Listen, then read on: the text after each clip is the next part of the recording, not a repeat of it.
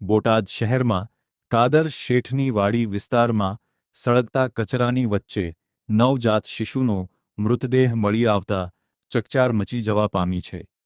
માનવતાને નેવે મૂકે તેવી આ ઘટનાને લઈને સ્થાનિકોમાં ચર્ચા જાગી છે।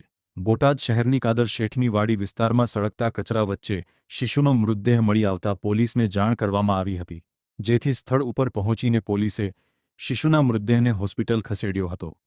જો કે પોલીસ માટે આ તપાસનો વિષય બન્યો છે।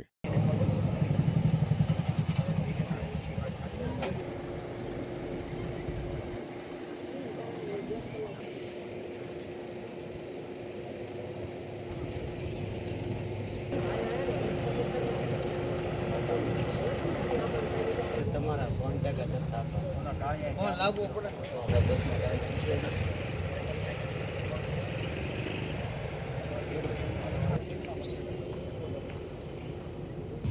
ના ના મેં જે છે કે